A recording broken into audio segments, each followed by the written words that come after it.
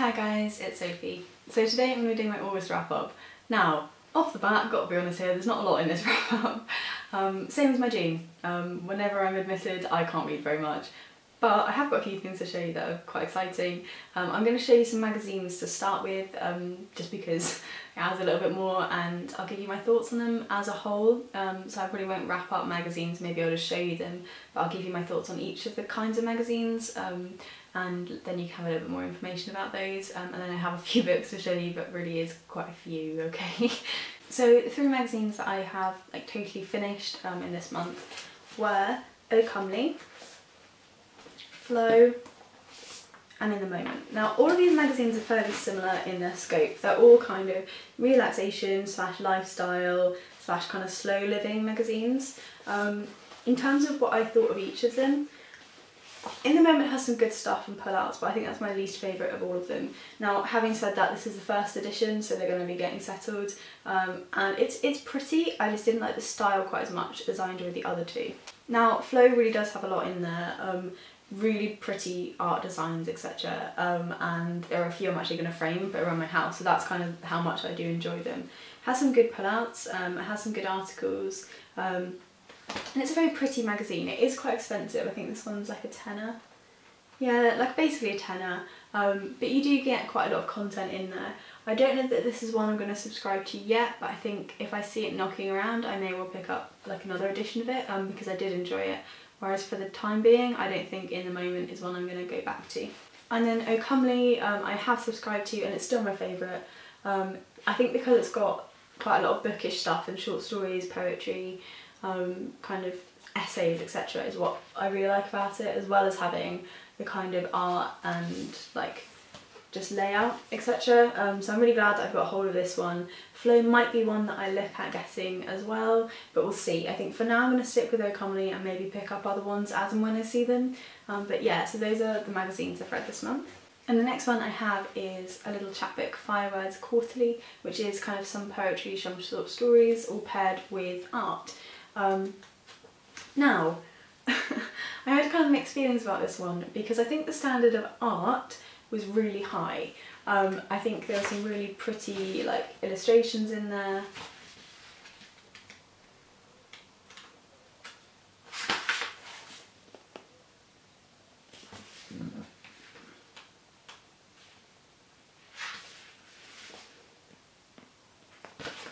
But I don't think that the standard of the writing was as high as the art was, unfortunately. Now there were a few things in here that I loved. There's the first story about the girl, there's a girl who's essentially getting rid of a body, and the last one, which is about an infinite hotel in which every time new people come in, the hotel becomes larger, they were both really good, but there were some in here that just really, I just kind of thought were very meh. So yeah, it's a bit of a hard one to review. I think it's okay, but I think I'd wanted to see a little bit of a higher standard to the writing, I guess. I know it's fairly new, this is only their, like, I think 6th or 7th, am I right? No, 8th. Their 8th sort of chapbook they put out so far, but it's interesting, like it has a lot of promise to it, but I just don't think it's quite there yet. It's not one I'm going to go into at the moment, but it's one I'll keep my eye on and see how they go. Okay, and then we have some novels.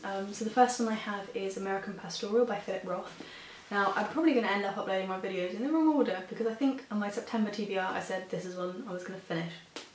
It's a fairly large novel, and it's basically about a man who is called the Swede, who lives a very idyllic kind of American life. So he's done quite well for himself, sort of through kind of hard work, so kind of that American dream stuff. So he's got his own factory, but that was built up from like his great-great-grandparents kind of stitching gloves together in their like gardens and like garages and stuff, and eventually it's turned into this kind of multinational corporation. They've got factories all over the world, and he's kind of living the kind of capitalist endpoint of the American dream. And he has always been like the kind of popular all-American kid. He was in the Marines, he was like a sports star, and now he's a businessman. So he's kind of got a lot going on for him. and his life is pretty much perfect as far as he's concerned until his daughter, his only daughter, makes a bomb and blows up the local like post office, killing a man. And she's doing so in protest of kind of capitalist society and also of the Vietnam War. And it kind of tears a hole in this man's life. And now this is part of a series, and it is the first one in this series. I can't remember what the series is called, but it's basically exploring American ideals and I think the progression of the American dream, and taking it a step further. I did really enjoy it. I don't think that I loved the writing style, but I think that the way that the kind of storytelling was woven in with the themes was something that I really appreciated. It's one that like I may go forward with the series sort of further down the line, but I'm not going to jump to it, but I'm really glad I read it, and it's one I had on my TBR for a long time, sort of since December of 2016. I don't really know why I was a bit afraid to pick it up. I think maybe just because it's a bit long, but yeah, I did enjoy this one. And the next one I have is another one that's been on my TBR for a little while. This is We Need New Names by NoViolet Bulawayo, and this is basically a story of a young girl who grows up, I think it's in Zimbabwe, yeah, and she kind of grows up having experienced a fairly kind of settled life in her early childhood, in which they kind of lived in like a proper kind of house and things were fairly good.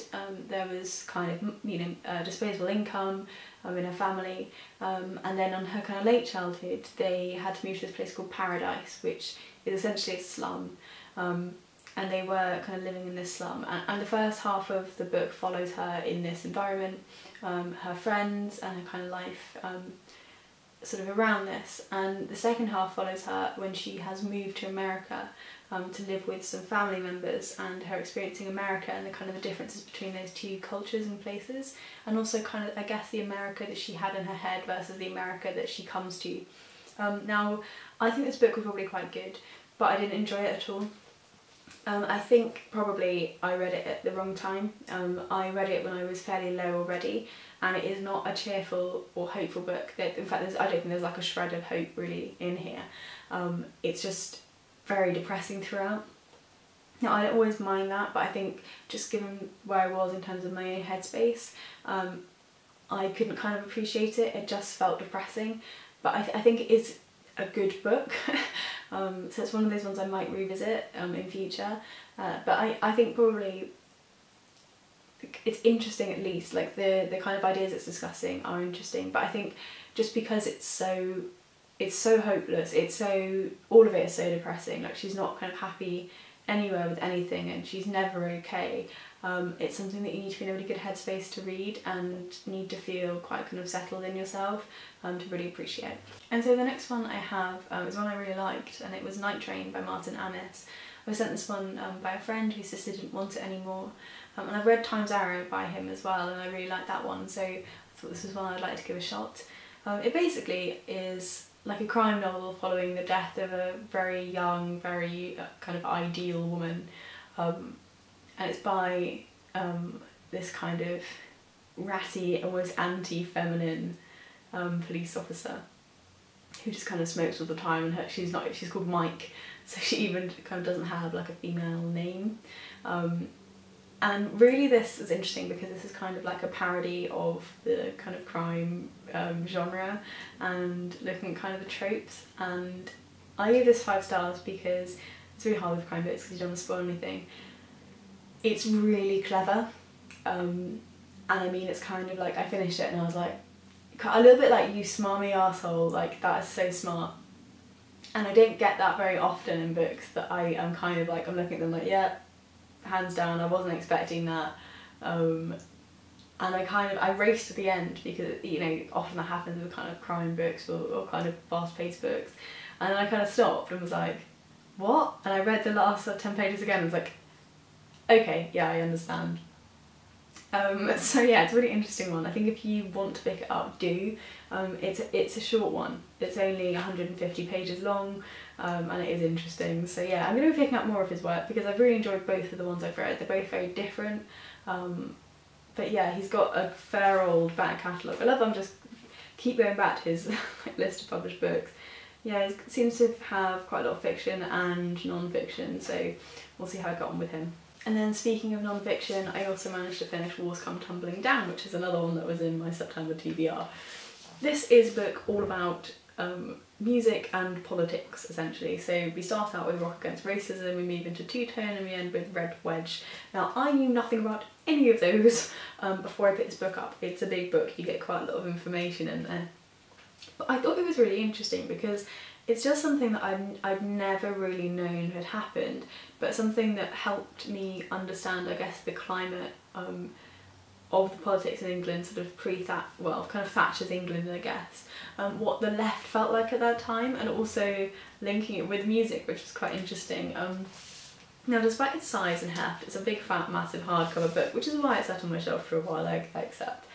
It's all told in like snippets from musicians and comedians and like band managers, which makes it really easy to read because it's not what I thought it was going to be, like an academic kind of depiction of music and politics. It's literally just people chatting. So I really raced through it. I think I read it in like a week, and I just really like it. I think it's more kind of the unexpected value for me that kind of pushed it up as high as it was in my kind of esteem, because it wasn't the book I was expecting, and it was much better than I thought it was going to be. If you're already into like music and politics, you're obviously going to like this, but even if you're not, if you are interested kind of in one of the two elements, I think it was good fun. Like I definitely knew more about, I think, the politics than the music, but I could see that if you were more interested in the music than the politics, that would be kind of cool too, just finding out like what your favourite musicians are up to. And this is one I'm going to send on to my stepdad because he saw me reading it and basically just tried to steal the book, and I was like, let me finish it first and then you can have it, I promise.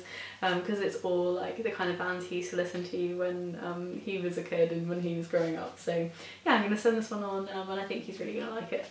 And then the very last one I have to show you, last but not least, is Franklyn's Blind Bookshop by Jen Campbell. I read this one aloud to myself in one evening and it was lovely. It's really sweet. I know it's not out yet, you can't get hold of it yet, you can pre-order it, and please go and do that because you know that always really helps authors and we all want to help them. But yeah, it's really sweet. I'm not going to tell you too much about it, but I think the drawings are like really gorgeous as well. Just lost the press release, really nice colours. My mum stole it and read it. My mum really likes children's books, and she really liked it as well. She thought it was very sweet. I love the bats. I kind of want one like here, although Roth would eat the bat. But yeah, so I really liked it. And I think it's just really sweet. Like, I can definitely see it being the kind of thing that you would want to read to your kids if you did have young kids, and bookish Sophie as a kid would have really liked it. So that is everything that I've read in the month of August. So it's not been much, I know it's not been much, but I've had a good time reading what I've read, I think. And my September's a little bit more exciting, I think, in terms of what I'm hoping to be reading, in terms of volume of stuff. But we'll see. I am still kind of expecting to be reading fairly little and reading lighter stuff for the time being, just because I'm still getting there. I'm much better now, hopefully you can kind of tell, but I'm not pushing myself too hard at the minute with reading, because goodness knows there's a lot else I can stress about that isn't stuff I enjoy. So yeah, let me know how your reading was in August. Let me know if there's anything in here that you're excited for. Let me know if you've already pre-ordered Jen's book. And I'll see you guys in my next video. I'm not sure exactly what it's going to be. It's going to be some end of the month type thing. But yeah, look after yourselves until I see you again. Bye!